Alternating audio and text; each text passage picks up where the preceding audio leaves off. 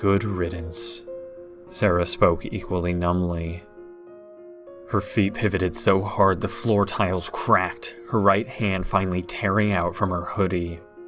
The rabbit puppet cackled with glee as it came into view, metallic spines flaying outwards in a flurry of blurring silver as Sarah hacked it against Max's neck. The crack of a spinal cord resounded through the small room, blood painting the walls and floor as Sarah's puppet bit through his soft flesh like putty. She thrashed sideways with unnatural force, Max's limp body being torn like a rag doll before the puppet let go when he slammed against the far wall with a deafening crack.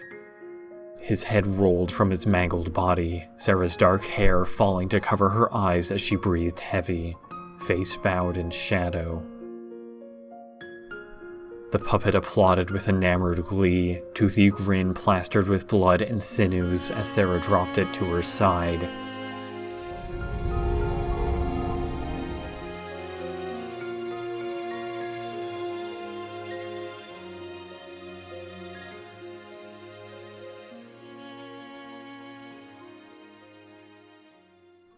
The room was filled with deafening silence, the clacking of Sarah's feet towards the door the only sound before the image settled in and hysterical shrieks erupted outwards.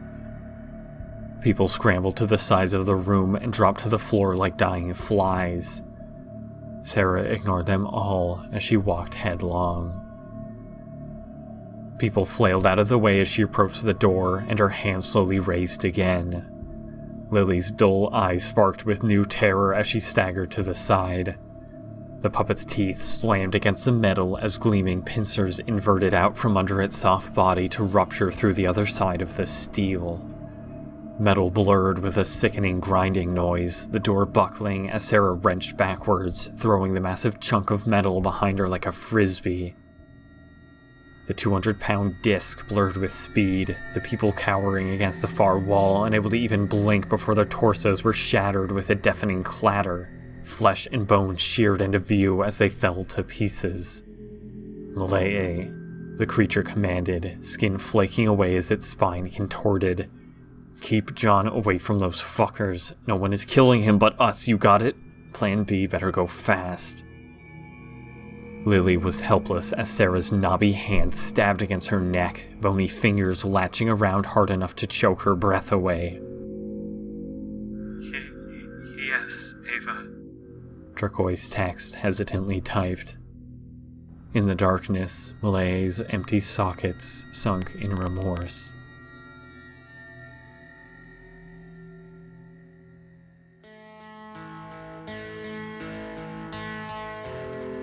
The charred sky sagged with toxic sludge above the crater caused by the SPLICE. In the center, a pale figure steadily came into view. Welcome to 5C Earth, a puppet shouted out excitedly. Looks like your bet to splice in so close was worth the risk, Callie. The target, John, is still alive, but everything is in chaos. This could be our chance. Ash and fire spun in a haunting column above the girl holding the puppet, 4 metallic chains draping from her back like intestines, tipped with barbed spears. We know Ava and Malay are already here, the puppet continued. They must be insanely inept to not have completed the task already, am I right? Come on, am I right? Inept, yes. The girl spoke with a dead, dry voice, distortion softly quavering around her like heat waves. This challenge will be simple. I would appreciate it if you were to not speak unless you have useful information. The puppet froze in shock, before waving its tiny arms angrily. From behind Callie, a dark figure stepped forwards, white bulging sphere eyes scanning the horizon. It casually shoved its puppeted hand into its pocket, entire body appearing practically two-dimensional, a single shade of pure black. Its other hand held a wooden baseball bat, wide grin lighting up its face like a drawn-on image.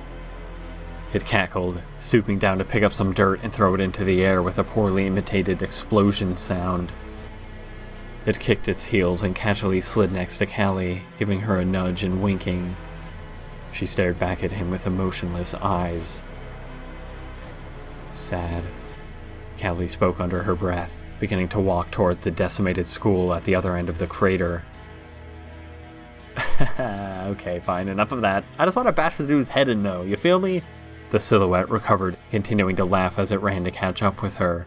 Like, why all the stupid rules? Killing him without touching or throwing anything at him? Who writes this shit? Am I right? He's already got frickin' main character syndrome on his side. Makes it require more skill. Callie spoke coldly. Right, but technically you have telekinesis, right? The black form nodded eagerly. I mean, would that count as touching? What if you just, like, pushed a big rock on his head? No influencing any object or series of objects directly to kill him. His puppet waved his hands from inside his pocket, voice muffled. Use your head, door guy. If you feel like it might be against the rules, then it probably is. Would hate to disqualify you so early in the game. Maybe if I could just tell him a bad enough joke. The figure pondered, shrugging with a wide grin. Or maybe I'll just let you take this one, Callie. Second option preferred, the girl muttered. John? Turquoise text flashed repeatedly across his screen. Where are you going? Don't do anything drastic, especially not in your condition. John was beginning to see light above him, heavy breaths full of sticky blood. He finally found a doorway intact enough to enter. The stairs inside were still undamaged enough to allow him to begin ascending. In the darkness, Malay's hands rose to her face in panic, eyes darting to her other side to follow Ava's movements on a different screen. The creature stood in front of a mortified crowd to block the doorway, sickle-like fingers still grasped around Lily's frail neck. Start the video.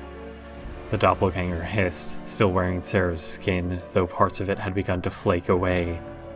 Pick any one of the crowd members and stream their view.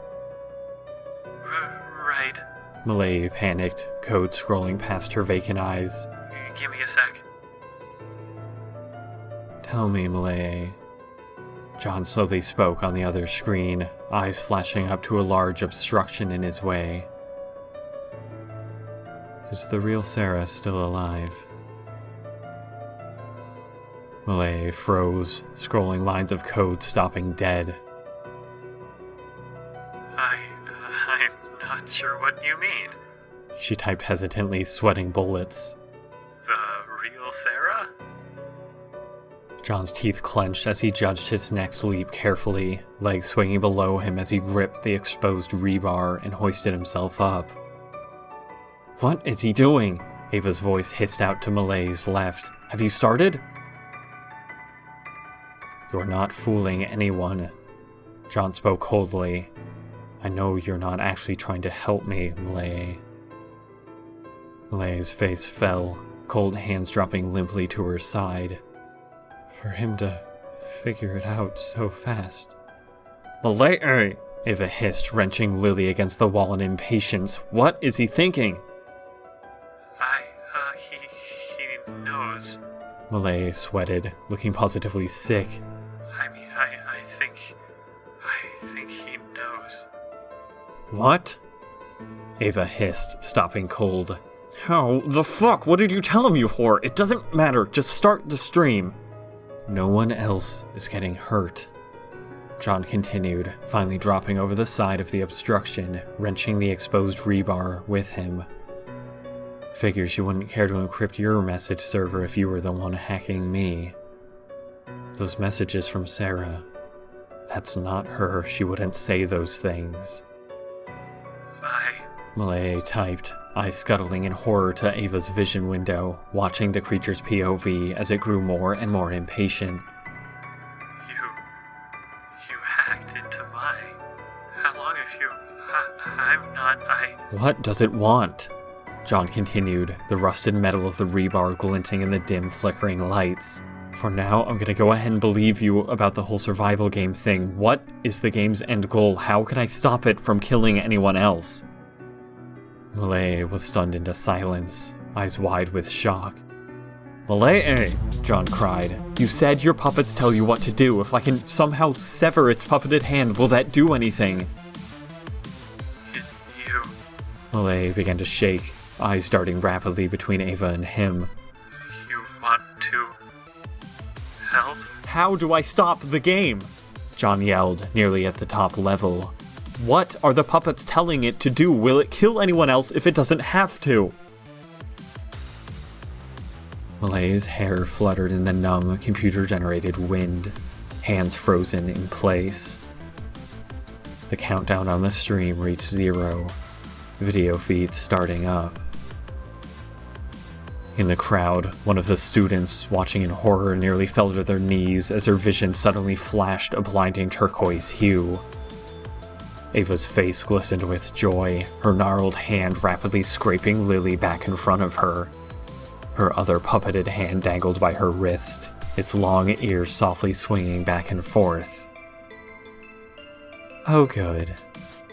The creature swooned, losing its form intermittently, limbs occasionally twisting and warping as if in a blender. Its eyes flickered between dark blue and its true vile gray. Welcome to the show, it continued, looking directly into the student's turquoise lenses. John Matthews, can you hear me? Finally stumbling onto the top level, John screeched to a halt as his UI flashed with the student's video feed. His eyes widened, limbs splaying out in horror. Stop right there, the creature hissed.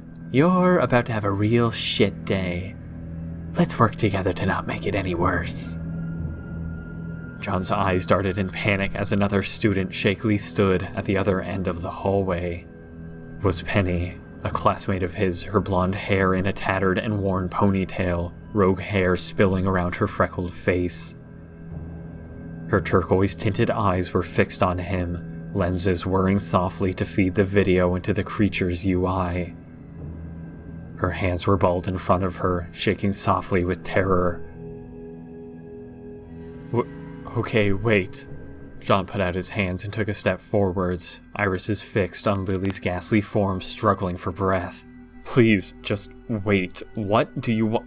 The creature cackled, the screen shimmering with distortions as it slashed its hand forwards. Lily's cry was strangled to silence immediately, mouth hanging open in twisted shock as the creature's gangly hand pressed fingers through her left eye socket. Boiling blood spilled forth, screams erupting from the crowd as her eyes slapped across the floor with a soundless squelch, optic nerve tangled with bits of flesh. John's blood chilled the solid ice, limbs locking up. The creature grinned widely, bones horrifically brittle as it seemed to tower over Lily's muted form, limbs creaking and popping. Was the connection bad? Its ghastly mouth spilled open in a chasm-sized grin. I'm pretty sure I said stop right there, not do whatever the fuck you feel like. We'll get right to the point then, John, right? Would you like that? Preferably before your sister loses a few more body parts. John's fist clenched, rebar in his hand shuddering. Penny's eyes twisted with horror, her pale skin flushing with sickly green, and yet her eyes remained firmly locked on him. Bad day to be a main character, right? The creature cocked its head, irises shimmering with black. Ever wonder why everything seems to revolve around you? John stalled, words dead in his throat. Well, regardless, it ends here. The creature smiled, stringy black hair molting like dead skin from its scalp. Malay tells me you've been listening in, so that saves me from some exposition. John's gaze suddenly flickered violently, red slashing into his lower third. Splice anomaly inbound, it read. Proceed immediately to safety. Sirens blared to life again, overhead lights beginning to flicker. And not a moment too soon. The creature's teeth sharpened. Looks like more team members are arriving, John. My demand is simple. You see, it appears our challenge this round is to kill the main character of this dimension without physically harming them directly. The school shook with a distant percussion, hallway warping off kilter. I don't understand. John shook his head, regaining his balance. Tell me what you want and I'll do it. No one here deserves to die. Super goddamn correct. The creature's lips parted in a hysterical chuckle. And as a matter of fact, you can be the one to ensure that. If we can't harm you directly, you'll just have to take the higher road here. Allow my team to win the game by doing us all a favor. The creature's finger slowly pressed to its neck, raking across its flesh. Take that rebar of yours and go ahead and hole punch your own throat. It continued, taking a second to let this sink in. Come on, your life for all these people? What a laughable trade, right? Only a fool wouldn't take that. John's heart stopped, eyes flashing down to the rebar in his hand. The sky outside blackened with dust and silt, sporadic light flickering in the approaching splice. That would mean now, the creature hastily prompted. What's there to think about? It's what you main protagonists are best at. Noble sacrifice, the best way to kill a main character. What can... John's voice struggled out, failing him. I can't hear you. The creature's neck split sideways, hands stabbing into Lily's other socket with a sickening snap. John flinched backwards, sweat beading his forehead as he hastily brought up the rebar. Okay, wait, god damn it! No waiting! The eye slapped against the ground, Lily's anguished figure losing any strength and crumpling, now held up only by the creature's hand against her neck. Fucking stop! John was hysterical, teeth gnashing. I'll do it, but what happens when the splice comes? There's no shelter door. Everyone will still die. They'll stand a better chance, though, no? The creature played with Lily's eyeless near corpse like a doll. You don't hold any cards, John. Sad to say, this isn't a bargain. I'm offering you a sweet deal. There is no way to stop the splice, but you can stop your sister's pain in her last moments of life, no? John swallowed hard, heart shuddering as it fought to break free. Not true. The turquoise text flickered across John's screen, the world devolving to slow motion. That's not true. The leashes are immune to distortion-based teleportation. Ava could seal the door with her puppet if she wanted to. John's face twitched to hide his surprise from Penny's turquoise stare, hand hesitating at his throat. The light outside began condensing, rumbles dropping below hearing. Running out of time! The creature snapped, slamming Lily's skull against the wall with a deafening crack, her muted shriek enough to cause John's fist to ball again. Let's get a move on! You can't sever her wrist. The text continued at a breakneck pace. The leashes are wired into the host's nervous system. The distortion-based barrier prevents hosts from cutting themselves free to escape the game. John hesitated, pushing the rebar slowly closer to his flesh, time running down faster than it would take him to process what she was saying. But if you kill Ava, the leash will detach automatically. The text flashed hastily, sensing John's impending suicide. Listen, you can save everyone if you take her place. John's hand was delayed again, mind racing with blurred words. Was this another trick? If I electronically interrupt the feed, Ava will know and she'll kill your sister. The text jittered violently. Or she'll die anyway if you don't act. Find a way to get out of any student's view long enough to reach her. John flinched. Why was she suddenly helping? His gaze flashed back to Penny, her terrified eyes wincing as he brought the rebar closer and closer. His eyes narrowed. Too bad. The creature gnashed, hands squeezing so tight around Lily's neck, bones began to shift out of alignment. And here I thought you cared about your sister. Guess not enough to prevent her neck from snapping like a John's throat gushed hot blood with a brutal slash of his wrist. Penny's eyes flashed away in sickness as she let out a squeak and vomited. Bile spilled onto the ground in her POV, the creature stopping dead in admitted shock. His grip lessened, eyes hesitantly searching the distracted screen in confusion. Holy shit. It hissed, shrugging and almost immediately twisting Lily's neck sideways until it began to crack. Guess the fucker actually had it in it. Rebar stabbed into her view, blurred in her vision as it jutted out beneath her chin. Her words steadily filled with sticky, tar-like blood, eyes starched into wide saucers that slowly twitched down to the metal spear stabbing through her neck. Her breaths were in vain, air whistling through the open gash and bubbling out warm fluids. Her clawed hands fought to retain their strength, dropping painfully limp all the same as she staggered forwards until she rolled to the floor in a sprawled crunch. Behind her, John's eyes were wide with panic, shaking hands stained with blood that was both the creature's and his own. He was dripping with a red substance, large cut across the side of his neck, not deep nor direct enough to be life-threatening. Lily, however, lay gasping on the floor, frozen in a paralytic state as blood drained from her like water. The onlooking crowd was mortified and dumbfounded, hollow stares still filled with red warnings. The creature on the ground slowly stirred, groaning in agony before its spindly hand clacked against the tiles with exposed, needle-like fingernails, skin shedding away entirely. One of its hands slowly worked around the back of its neck, sliding out the rebar with agonizing slowness. Its other hand pressed the puppet to the floor. You fucking bitch! Ava coughed up tar, Sarah's features ebbing away completely as it bled back to its unaltered form. My fucking throat! Its body was stitched together like a haphazard collection of parts, limbs horrifically long and thin for its slender torso, working more like a spider than a bipedal creature. Its eyes were void, bulging spheres with dot-like irises possessing no pupil at all, her needle teeth gnashed together in rage. You can't kill a mimic like that! Malay's words splayed across his screen. What are you doing? Your main character status will only get you so far. Big mistake. Ava spat, spine twisting backwards as she slowly worked her way back to her feet. I'm going to rip your fucking arms off. How fucking Its words were smashed to nothing as John slammed his heel down on its head, driving its skull into the floor with a resounding crack.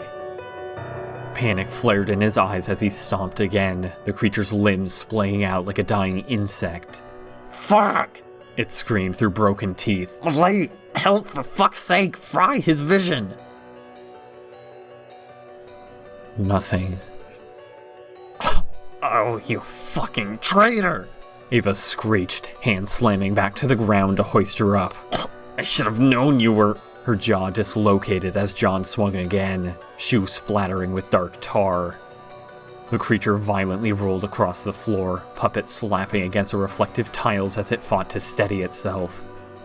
The rebar clattered from its hand, John hastily rolling to grab it.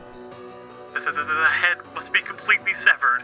Malay panicked. Otherwise it will just shed any damaged flesh. That's enough! The creature spat out needles and pieces of bone, eyesight foggy and warped as it stumbled to its feet.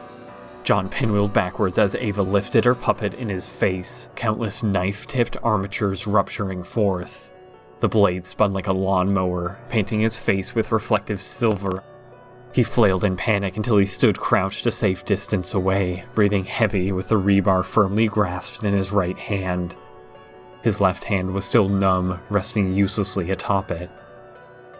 What you gonna do now, kid? Ava's tongue slithered, grin widening as the room began shaking with the approaching SPLICE. Now the SPLICE is gonna eradicate you all, no? I win. Ava's face suddenly brightened. You'll die here either way in this standoff. I won't even have to touch you. I win. Her hissing laughter split through the room, before John's heel suddenly dug into the floor, rebar clattering across the ground behind him as he darted forwards. His eyes narrowed, hand rushing forwards into the blades. What are you? Ava cried hysterically, at the last second registering his movement and yanking the puppet upwards in panicked fear to avoid touching him. John's hand, however, continued forwards, snapping against her forearm with a hard crack. Ava's eyes widened in raw fear as she realized his play. Limbs unable to respond before John pivoted, yanking her own hand against her skull. The blade sprayed gore like a wood chipper, Ava's mangled scream being drowned out by the noise before her cranium split like an egg. John jerked back as the creature fell sideways, puppet screeching to a stop as it jittered across the ground, scarring gashes in the steel flooring. The creature's limbs twitched slightly, blood pooling in frightening amounts before it lay still, foul air escaping its dead lips. The puppet hissed with a massive pressure release, scalding steam shooting out in tiny jets as it dislodged from the creature's hand, leaving behind a mangled mess of scarred flesh and bone. "Eric, get Penny from outside," John commanded to a kid watching on in horror. "Bring her back in here." No one moved. "Now!" John cried, the kid finally scrambling into action before John hesitantly knelt down next to the puppet and looked at his own hand worriedly. Think about this. The turquoise text rapidly typed. "I'm not sure if I mentioned this or it was implied, but doing this will enter you into the game. You'll be able to save your friends, but you won't be around to see them." "I don't know what you mean by main character." John spoke softly, already damaged hand trembling as he hesitantly pushed it forwards. "But I guess we're going the noble sacrifice route anyway, huh?" "I guess so." The text typed slowly, Malay's eyes falling into worry as the puppet struggled to life, mechanical gears shifting at John's approach. He didn't have to do much. The minute his hand entered within range of the puppet, the device distorted into action, needle flesh opening like a gaping maw as it scurried forwards with spider legs of metal. John flinched back, gasping in shocked pain as metallic pincers snapped into place hard enough to shatter his radius, skin feeling as if fire was being poured down inside of it. His vision blurred, breaths faint and panicked as he staggered to his feet and fought the urge to attempt to rip the puppet off with all his strength. Eric finally reappeared, frantically dragging the still queasy Penny into the room. The first pressure wave of the approaching splice followed them by milliseconds, the entire room upheaving as the doorway buckled and people were thrown from their feet, screams mixing with breaking bones and shearing walls. John, however, merely felt the deafening impact as if behind an indestructible plexiglass door, the wave distorting around him like water. His feet clacked against the ground as he threw himself forwards, hand raising into the doorway and flinching away. The light was eerily silent in its second wave, spreading outwards from the epicenter in a hideous sphere of influence, the already decimated structure of the school shattering to rubble in its wake. John's eyes squeezed close, Malay's diodes constricting in further panic. Her hand clenched, mouth partially open before John's dark POV cut out completely, a soft shudder in her computer world leaving the screens around her to fray slightly out of focus. Penny's view was lost immediately after, the virtual space going dark. Malay's skin flooded with frost. The lines of code quickly faded back to focus after some time, scrolling just as normal. No POV screens came to life. Slowly, however, a faint green glow began to illuminate her face, her eyes rapidly flashing to it. "Round winner," it read. "Congratulations. Enjoy your immunity." A smile fractured across her face. Malay floated softly in the darkness, hair sluggishly undulating around her. What a roller coaster! Her puppet suddenly cackled as it waved its arms. Jesus, you couldn't pick a side, could ya? Malay's eyes sunk, guilt quickly rising inside of her as she again glanced hopefully to the dark space where her video feeds once were. Oh, cheer up, the puppet giggled. Immunity! You can't be voted off this round. You're on a good streak now, winning the past 2 games. You just might be an audience favorite. I don't know, Ponder. But why did I receive it? I don't want to be a favorite. How did I win the round? I don't know. I'm enjoying the fake suspense. Ponder snickered. Did John and his friends die? Oh gosh, I don't know. It's not like he has main character syndrome or anything. I would also like to know this.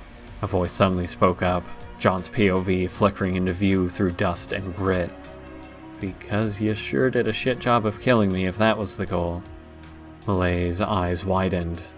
Oh, newbie! Malay's puppet giggled. Speak of the devil, you did well for yourself.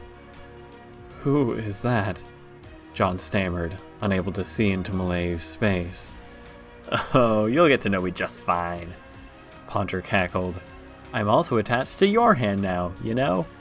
Malay and I gotta bounce to game end now. You go ahead and meet us there when you're done with your whole first story arc conclusion.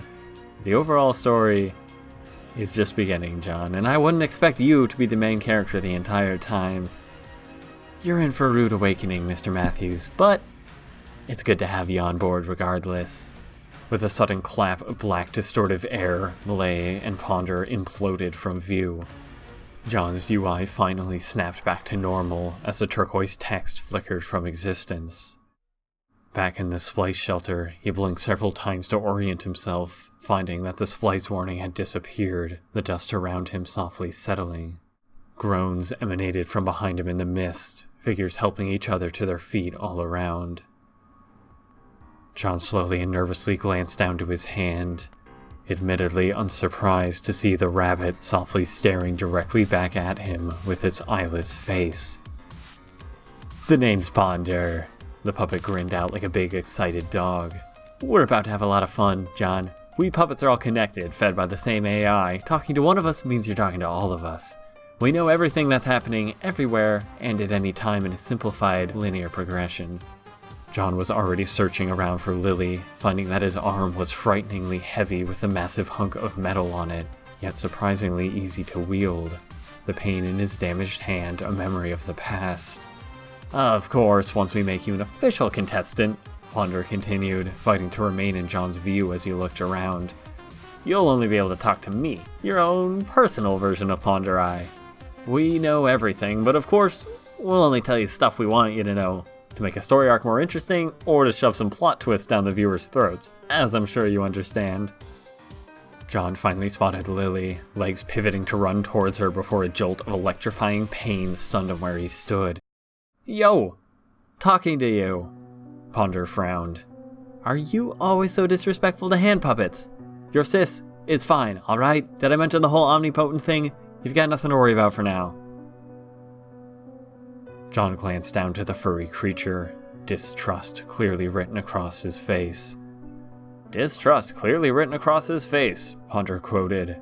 I get it, you got some understandable trust issues, but I'm telling the truth, and to be honest, I don't give a shoot if you believe it or not. If you have unfinished business here before you go, be my guest, but Lily's gonna take a few hours to wake up and a week or so of intensive care before she's back to herself. What kind of attention span do you think our viewers have, John? John glanced back to his sister's crumpled form, teeth gritting. Teeth gritting, Ponder quoted again. Speaking of plot twists, I decided I'm bored after all. You seem like a pretty straightforward character, John. Motivated to help others, but often held back by your own fear. Can't wait for you, the classic reluctant hero type, to be thrown into a world where you're not protected by your main character status. You keep talking about that. John shook his head. What does that mean, main character? Of course it's hard to see from your perspective, Ponder giggled. But every dimension has its own main character, John. You might think yourself human, but main characters are monsters in their own right. What other being could adapt to a situation so quickly and come out victorious against all odds? John watched Penny and Eric loom out of the fog, immediately running to Lily in his absence. Mimics, like that Ava lad you just sliced and diced, Ponder continued, can be pretty hardy.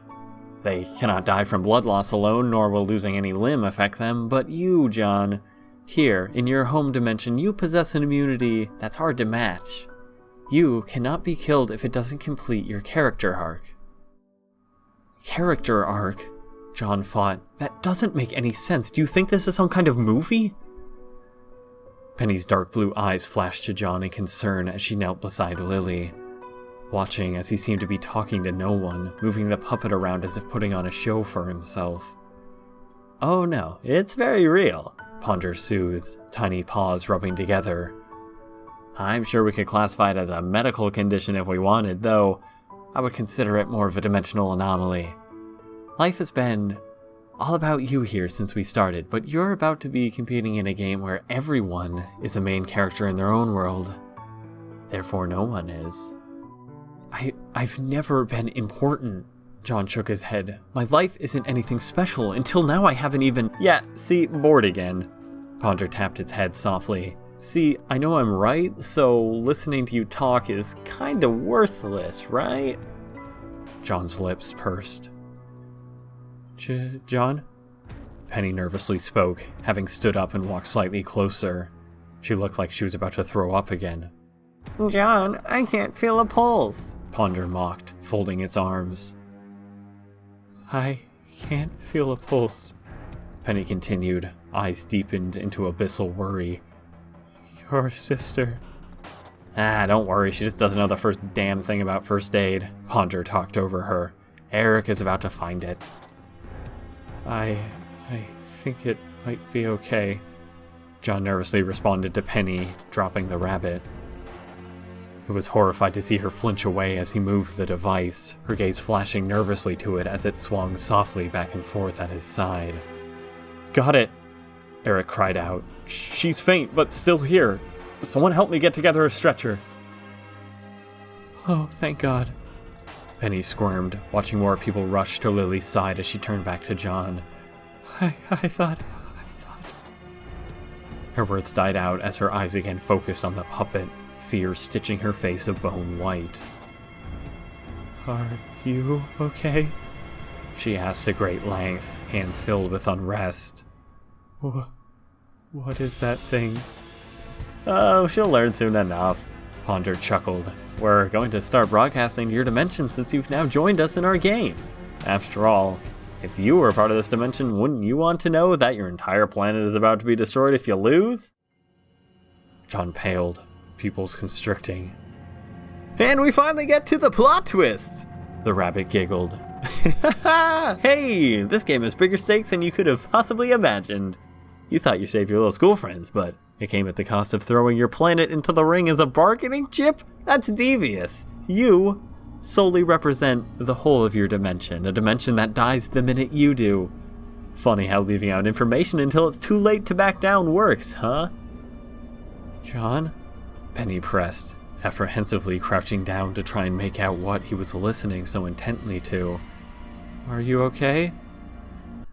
Ponder cackled with hysterical laughter. Welcome to Act 2! John's terrified eyes flashed to Penny, skin paling to a sickly gray. I'm sorry. His words were cold and dead. Penny was nearly knocked off her feet as John suddenly split apart with a blinding flash of warped air, the sound of the implosion shattering the ceiling tiles above. John had disappeared, Penny's frantic eyes now staring at an empty space in front of her that softly spewed toxic smoke.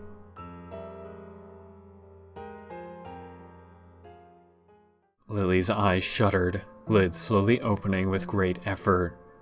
Gears and diodes shifted intermittently to keep her vision focused as she slowly looked around. Harsh fluorescent lighting dotted the ceiling above her, hospital curtains following small metal tracks through her gaze. She tried to sit up, only to find that her neck was in a large brace. Her delicate movements became frantic until she finally spied a remote by her hand. Her vision glitched with a fake electronic field of view, her eyelids constantly shifting to try and account for it. Her fingers hesitantly reached forwards, slipping along the remote surface several times before she finally managed to grasp it. A TV droned softly in her AR view, tracked to the far wall at the end of her bed. The bed made a soft whirring noise as she adjusted the back to sit herself up and glance at the screen. She appeared to be in a daze, mechanical eyes not really processing anything, until the display suddenly shocked her back to reality. There, in the middle of the screen, a large rabbit puppet. And for our viewers just now conveniently waking up from a small coma, the creature's mouth flopped soundlessly, subtitles filling in for the lack of voice. Let's do a quick recap of the game's structure and this week's challenge. The camera jittered with violent distortions. This game is divided into rounds, each taking place in a different dimension with a set time limit and goal. The creature continued, graphics filling the screen to illustrate its point. Players are assigned a different partner each round and must work together to complete that round's assigned task. The camera slowly panned in a circle, 8 silhouetted figures standing in the darkness. At the game end vote after each round, text continued beneath the footage, viewers across all 8 dimensions will decide on which player to eliminate by popular vote. The screen sparked with red, the creature jumping back into frame with a maniacal grin. The eliminated player is killed in a spectacular manner, the creature waved its fuzzy arms, and their home dimension is destroyed. 9 billion souls gone in a flash, what a way to go! The word bummer flashed across the screen in Comic Sans. However, the puppet cackled, grabbing at the lens. Players can earn immunity from elimination in one of 2 ways. Whoever was holding the camera seemed to be having a good deal of difficulty keeping the puppet in frame as it flailed around. Completing the challenge successfully will grant both players on the team immunity. Text continued beneath the footage, but that's not all. The screen flashed back to graphics, 4 pairs of 2 stick figures populating the screen. Each round, the text jittered, a random number of teams will have an added difficulty. On 2 of the groups, one of the stick figures turned red, the other tinting a dark blue. Teammates might just be assigned to kill their partners, the rabbit giggled. No players will know their partner's roles, and only red players will be informed of theirs. If a red player betrays their partner before the round is up, or before a team completes the round goal, they alone will win immunity and end the round automatically. One of the red stick figures stabbed the blue one in the back, giving a big thumbs up to the camera. Round end flashed in papyrus. However, the puppet nodded, the dead stick figure resetting to a standing position. If a blue player is certain their partner is a red, they can win the round by turning the tables. The blue figure pulled out a comically small Swiss Army knife, punching the red player to the ground and stabbing them repeatedly in the head. Player killing is strictly forbidden outside of these circumstances. The creature's ears flopped. If, for example, a player thinks their partner is red for that round and kills them, and turns out to be wrong, they will face immediate elimination. Player-to-player violence, on the other hand, is highly encouraged. Non-life-threatening injuries and torture can be a great way to limit other teams' successes, or extract whether or not your partner is a red. The puppet gestured the camera back to the 8 silhouettes, remaining in the corner of the screen to pick up a fuzzy toy microphone. That's enough exposition for now. It smiled brightly. Let's take a look at last week's winner. Everyone's favorite poltergeist from Dimension CHDIS1, Malay Lau! One of the silhouettes suddenly shuddered to life, projecting her in 3D space as if a Vocaloid. Her haunting eyeless sockets darted away from the camera, hands uncomfortably pressed against her sides. A red player last week, the puppet continued. Malay entered with her teammate, Julie Rowe, with the assignment of infiltrating and detonating the fusion core of a reactor in Dimension 8SD. The team scrambled to get past the heavy security, only to have this manipulative poltergeist kill Julie and claim victory 7 minutes into the round. Malay's image flickered, her hair quavering softly. With the added winner bonus, Ponder continued, her and her teammate this round, Ava, were granted early access for this week's goal, to kill Dimension C5's protagonist without directly harming him. The puppet chucked its microphone across the room, clasping its hands together in glee. Of course, you won't see Ava here this week! It snickered, another player suddenly being illuminated by bright overhead lights.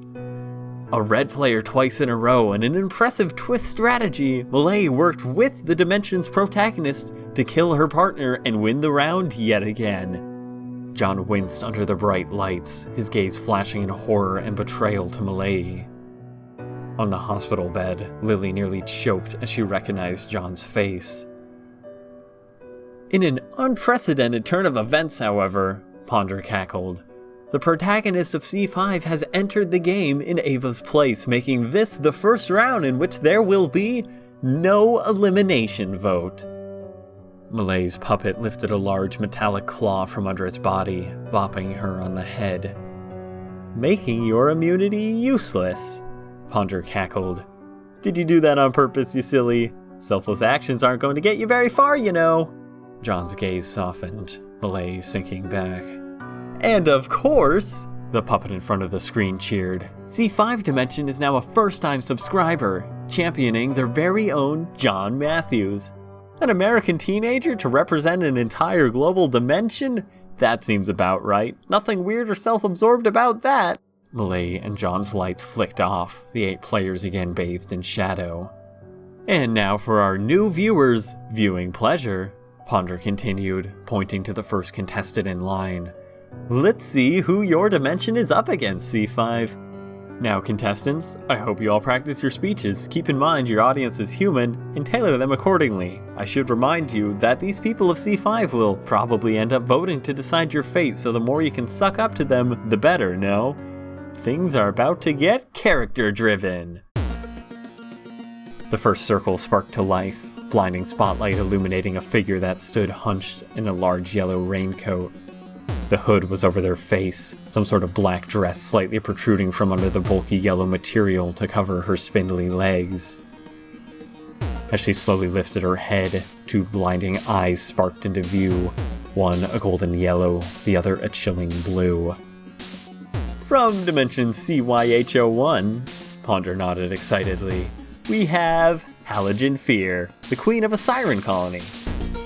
Royally spoiled but tactfully gifted, she can mimic any sound and possesses neurotoxin-loaded needles in her wrists to disorientate her prey and lure them to their deaths. A proclivity to greet you, C5. The girl spoke calmly with a sly grin, saliva dripping softly down her chin. I'm induced you will find that you'd rather watch your own dimension burn than see me fall. Her grin was filled with needle teeth, her tongue running softly along them. I'm excited to feel your unending devotion. She continued, we cannot be made torpid. Confident words, Ponder cheered. Confident, weird words, but close enough. Let's keep in mind sirens do not possess any inherent supernatural armor, dying from anything that would kill a normal human. With that said, let's move on. The next figure was lit up as halogen went dark, glowing eyes continuing to pierce in the darkness. The next creature stood silently with intense stoicism, head bowed as her black hair strung down over her face. She wore tattered scrubs, a faint 12 printed in red text.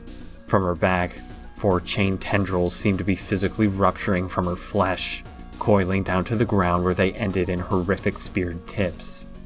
Callie Ames, Ponder cheered, otherwise known as Subject 12. Dimension CD13 has a bit of a problem with parasitic creatures seeking to overtake humanity.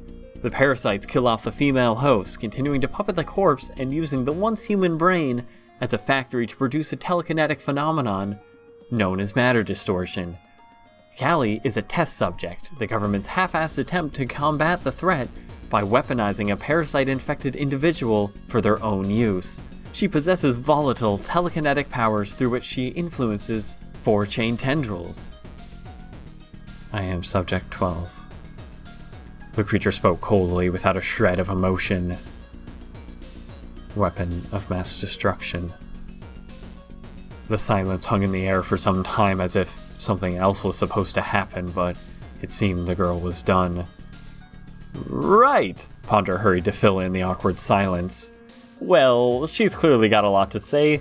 Let's keep in mind that, as a parasitic corpse, Callie cannot be killed by most conventional means. Her matter distortion means she subconsciously redirects objects traveling fast enough to kill her, and can heal major life-threatening injuries within seconds, including loss of limb and organ failure. She is vulnerable, however, to knives and slow-moving objects at the base of her spine, where the parasite resides. With that said, let's keep this rolling. The light flicked off, the next one erupting to life. Sketch! The figure cheered before Ponder could even get a word in. I'm a mimic, but mostly I'm your friend. The creature had managed to stuff itself inside normal human clothing with the fashion sense of an 8-year-old princess. Its hollow, dotted eyes were encircled by dead flesh, gangly limbs making it look like the most nightmarish grade schooler in existence. Its pink skirt billowed up and down as it twirled cutely in an attempt to replicate some sort of Kids Bop star. Hi, C5! She continued, excitement and energy frighteningly limitless. 6 out of 8 dimensions officially endorse me as the most fun contestant. Let's make that 7! Follow me on Optical and Instafilter at Sketch Pretend. Sketch is a mimic, as she so aptly blurted out. Ponder's forehead creased. It can take the form of any humanoid creature and apparently has a desperate attention complex. I'm dying for your approval, she winced out in a cheery voice. Literally!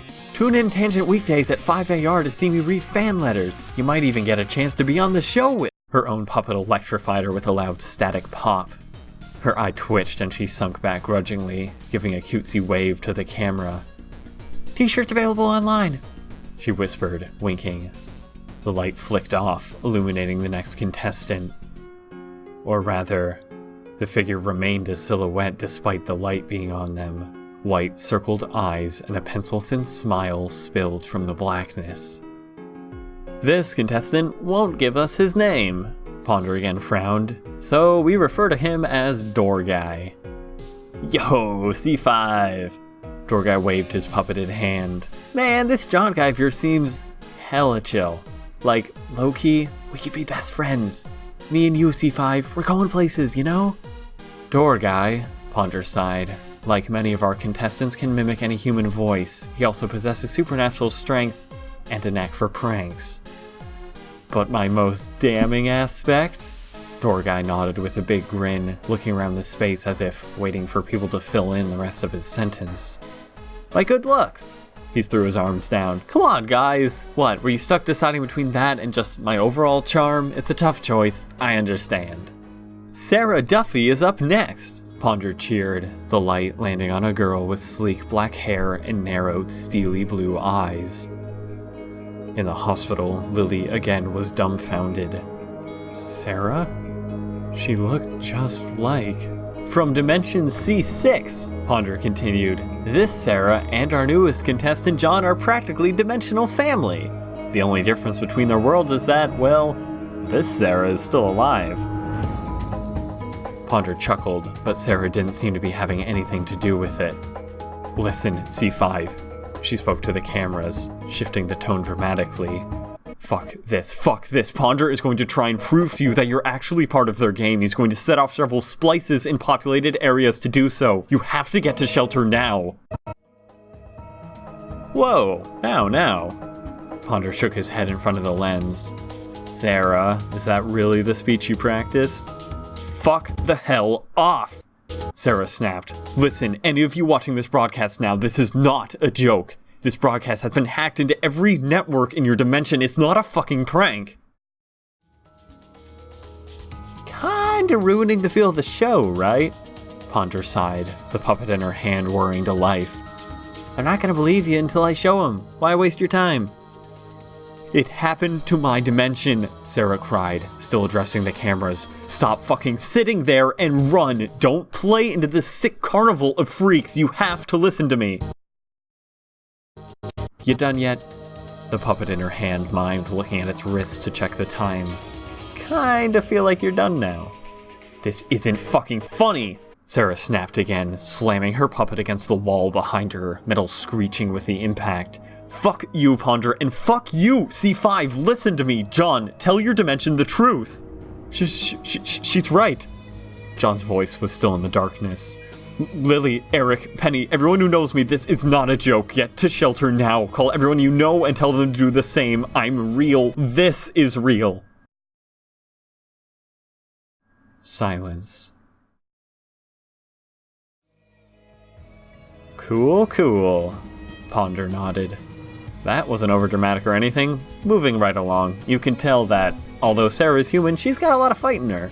She's not wrong either. I'm going to obliterate a few of your capital cities around the globe to prove a point at the end of this broadcast. That's not information I'm trying to keep from you. I admit it openly. Too bad I'm right like usual, and that none of you sad sats will believe me until it actually happens, though. People tend to not believe a rabbit puppet when it makes death threats. Not until they learn, that is. Sarah's teeth gritted, the light on her flicking off, only to relight on yet another Sarah next to her. This Sarah, however, flinched at the encounter, shying away. She didn't say a word. And this, Ponder smiled, is an interesting matchup indeed. From Dimension CACLS1, welcome to another human, an alternate version of Sarah. It's easy to be so naive and, oh, get out, your cities are gonna blow up, when your upbringing was fine and dandy, but circumstances can break a person, can warp them into something completely different with the same face. To avoid confusion, however, we tend to nickname this Sarah Cold. Cold didn't say anything.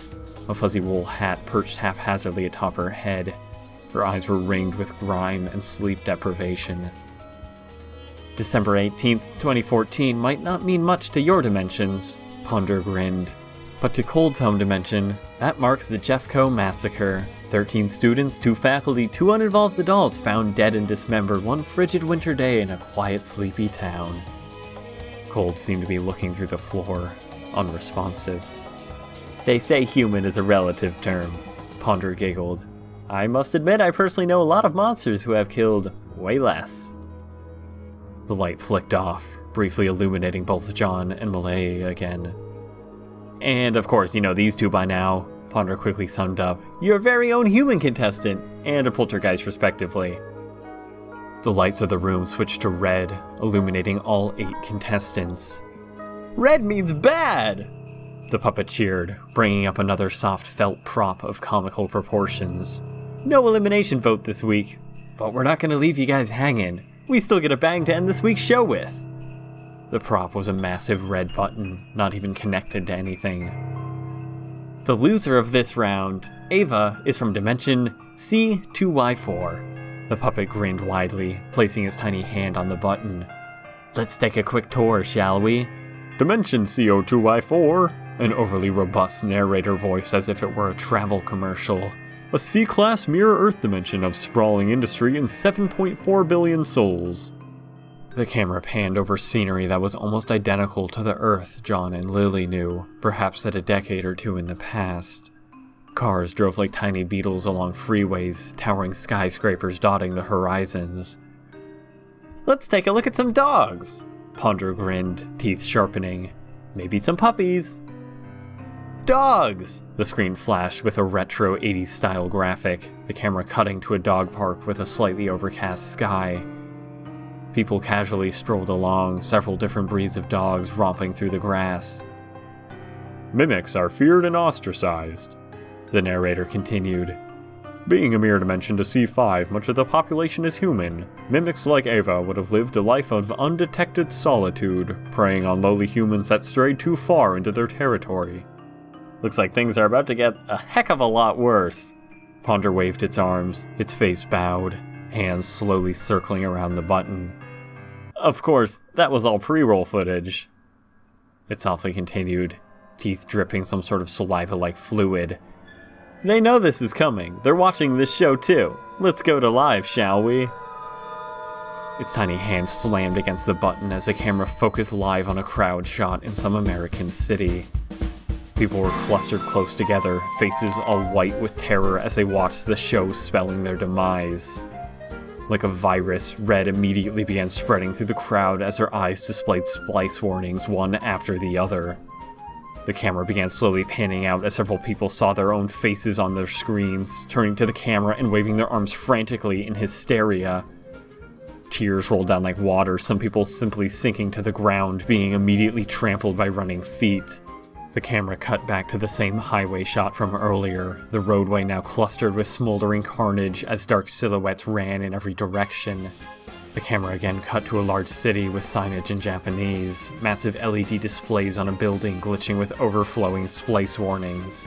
One screen in particular showed a picture of Ava, her grinning face plastered with a massive "eliminated" sign in kanji. People below stood silently and stoically, heads bowed. On several adjacent buildings, large posters of Sketch adorned their sides, bright colors depicting her happy needle smile. Statistically, 150,000 of these suckers would die each day anyway. Ponder pressed the button several more times in impatience. Makes it not seem so bad, huh? Dust and filth suddenly erupted into the air as a massive fissure split across the city. Buildings toppled like dominoes as everything man-made went dark. Light split from seemingly the core of the Earth, the camera cutting out to a far wider shot as massive waves of distortion seemed to be twisting topography back on itself. A quick insert shot showed a small fuzzy dog yip in terror as the ground scorched black around it, quickly cutting away before the creature's flesh sheared from its bones. Tasteful animal cruelty! Comic Sans scrolled across the lower third of the screen, before the TV frayed into indistinguishable static with a deafening percussion. The planet shuddered as the camera cut out yet further, blisters searing across its surface and countless firestorms that vaulted crust into the atmosphere as if putty. Well... It's a planet, you know? Ponder sighed as the scene dragged on. Trust me, that entire hunk of rock is going to completely break apart, but at this scale it's probably going to take a few days until it actually looks like it. Either way, everyone's super dead, and that's what matters. The lights tinted slightly more red. Uh-oh! Ponder chuckled. Oh, that must mean something slightly worse is going to happen now. It again brought up the button to its face. I know that looked like cheap visual effects to you, C5, Ponder continued, maniacal grin twitching. Perhaps I should show you that it looks much cooler up close. Just in enough places to get your attention. You only get completely destroyed if John here fucks up and loses the game for you. Let's just give you a quick taste so you believe me. You didn't think I would really forget, did you? His hand steadily approached the button. Wait, no! John cried out. Ponder, stop! Don't press that remote! Oh, okay, sure. Ponder took a moment to think. I mean, I guess since you asked, that's good enough for me. The puppet shrugged and casually tossed the button to John, who caught the felt device with horrified flails to keep it off the ground. Of course, Ponder continued, suppressing laughter. That's just a fucking prop! TV isn't real, you moron! Jesus Christ, I'm surrounded by idiots. Let's light it up! The show cut out, the nurse's UI fraying back to regular programming as she steadily walked down the aisle to Lily's room. Weird, she thought to herself, flicking through more channels to see news reports already beginning to discuss the hacked broadcast. Suddenly, the UI flashed with crimson, words spilling across the bottom. SPLICE anomaly inbound.